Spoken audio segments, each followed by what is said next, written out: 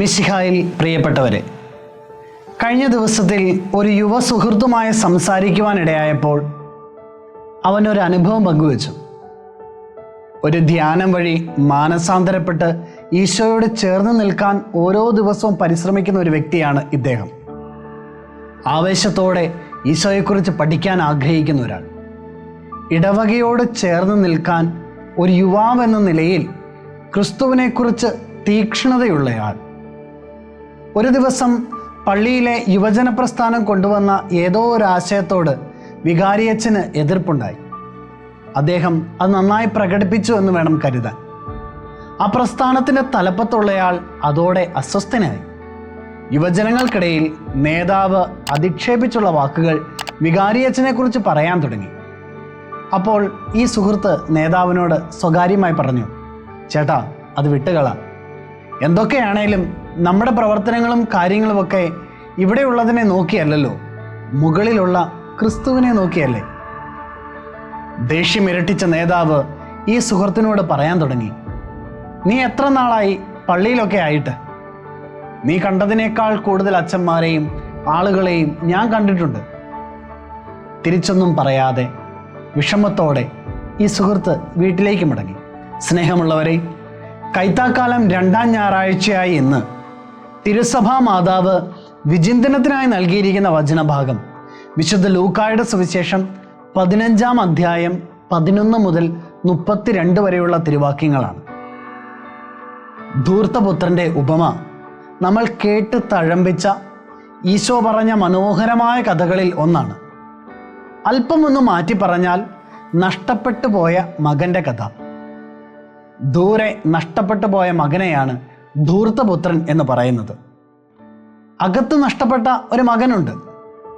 ശരിക്കും നമ്മൾ എവിടെയാണ് നഷ്ടപ്പെടുന്നത്? അകലെയാണോ, അടുത്താണോ? പുറത്താണോ, അകത്താണോ?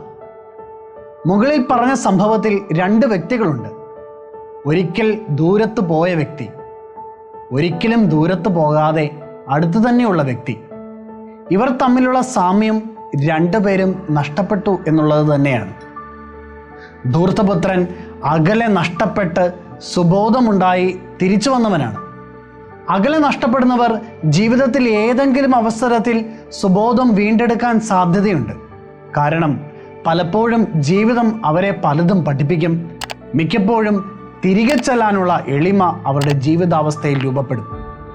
എന്നാൽ മൂത്തപുത്രൻ അകത്ത് നഷ്ടപ്പെട്ട ആളാണ്. ആ വ്യക്തിക്ക് സുബോധമുണ്ടായി എന്ന് നമ്മൾ വായിക്കുന്നില്ല. പലപ്പോഴും നമ്മൾ പുറത്ത് നഷ്ടപ്പെട്ടവരല്ല, പകരം അകത്ത് നഷ്ടപ്പെട്ടവരാണ്. എത്ര തവണ നമ്മൾ അകത്ത് വിശ്വസ്തയോടെ നിന്നതിൻ്റെ കണക്ക് പറഞ്ഞിട്ടുണ്ട്. ഞാൻ ഇത്രയും നാൾ പള്ളിയിൽ പോയതല്ലേ, ഇവരെ പോലെ അത്ര വലിയ കുഴപ്പമൊന്നും ഞാൻ ചെയ്തിട്ടില്ലല്ലോ, പറ്റുന്ന രീതിയിൽ ഞാൻ പ്രാർത്ഥിച്ചിട്ടില്ലേ, എന്നിട്ടും എൻ്റെ ജീവിതത്തിൽ മാത്രം ഒരു നന്മയില്ല, എൻ്റെ ആഗ്രഹങ്ങളൊന്നും തന്നെ നടക്കുന്നില്ല, എനിക്ക് ഒരു ഉന്നമനവും നീ തന്നിട്ടില്ല. എന്നാൽ അപ്പനെ മരിച്ചതായി കണക്കാക്കിപ്പോയ ഒരുവന് നീ എല്ലാം കൊടുക്കുന്നില്ലേ എന്ന പരാതിയുടെ കൂമ്പാരം തീർക്കുന്ന അകത്തായിരിക്കുമ്പോഴും നഷ്ടപ്പെട്ടവർ. അകത്ത് നഷ്ടപ്പെട്ടവരുടെ ഒരു പ്രത്യേകതയാണ്, പുറത്തുനിന്ന് ഒരാളെയും അവർ ഉള്ളിലേക്ക് കയറാൻ അനുവദിക്കില്ല. തളർവാദ രോഗിയെ എന്തുകൊണ്ടായിരിക്കും ആളുകൾ മേൽക്കൂര പൊളിച്ച് അകത്തേക്ക് ഇറക്കേണ്ടി വന്നത്? ഉള്ളിൽ ഇടം പിടിച്ചിരുന്നവർ ആവശ്യക്കാരന് വഴിമാറിക്കൊടുക്കാത്തതുകൊണ്ടായിരിക്കില്ലേ? അവരും വചനം ശ്രവിച്ച് അകത്ത് തന്നെ നഷ്ടപ്പെട്ട ആളുകളാണ്. മൂത്തപുത്രൻ അകത്തായിരിക്കുമ്പോൾ തന്നെ പിതാവിൽ നിന്നും ഒരുപാട് അകലെയാണ് മനസ്സുകൊണ്ട്. പിതാവ് ഒരു സ്നേഹമാണ്. പുറത്തു പോയവനോടും അകത്തുള്ളവനോടും ഒരുപോലെ സ്നേഹം കൊണ്ട് ഓടിയെത്തുന്നവൻ. 2 പേരുടെയും അടുത്തേക്ക് ഓടിയെത്തുന്നത് പിതാവാണ്. ദൂരെ പോയ മകൻ പിതാവിനോടൊപ്പം അകത്ത് പ്രവേശിക്കുന്നുണ്ട്. അവിടെ പിതാവ് അവനെ ഒന്ന് കെട്ടിപ്പിടിക്കേണ്ടി വരുന്നതേയുള്ളൂ. മൂത്ത മകനോട് പിതാവിൻ്റെ സ്നേഹവാക്കുകളും വാത്സല്യവും എല്ലാം ചൊരിയുന്നുണ്ട്. പക്ഷേ കഥ അവസാനിക്കുമ്പോൾ ബൈബിൾ മൂത്ത മകൻ അകത്ത് പ്രവേശിച്ചോ എന്ന് പറയുന്നില്ല. അടുത്തായിരുന്നവർ അപ്പോഴും പുറത്തു തന്നെയാണ്. പലപ്പോഴും നാം ധൂർത്തപുത്രനെ പോലെ അകലങ്ങളിലായിരിക്കില്ല. ദിവസവും വിശുദ്ധ കുർബാന ഉൾക്കൊള്ളുന്നവരായിരിക്കാം, ജപമാല മുടങ്ങാതെ ചൊല്ലുന്നവരായിരിക്കാം, വചനം വായിക്കുന്നവരാകാം, കൂദാശകൾ സ്വീകരിക്കുന്നവരാകാം, മാരക പാപങ്ങൾ ചെയ്യാത്തവരായിരിക്കാം. അല്പമൊന്ന് കടന്നു പറഞ്ഞാൽ കുമ്പസാരത്തിൽ ഏറ്റുപറയാൻ പാപങ്ങൾ കണ്ടുപിടിക്കാൻ സാധിക്കാത്തവരായിരിക്കാം.